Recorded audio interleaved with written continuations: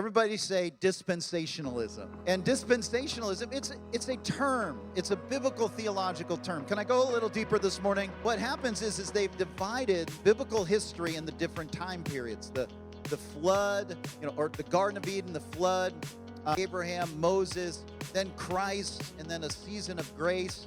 Then there's a rapture, and then there's a millennium. And again, the time periods are fascinating. I would encourage you to get both a eagle's eye view of the word and a worm's eye, a bird's eye and a worm's eye. But what happens is they believe that God moves differently in different times, that he worked with Israel during maybe this time, but then once it comes to the season of the church, this is what they would say, this is the season of the church, that God no longer deals with the nation of Israel. So this is what dispensationalism teaches. Now, can I tell you how important it is that we have a right understanding of how God works with people, how God operates with the nation of Israel.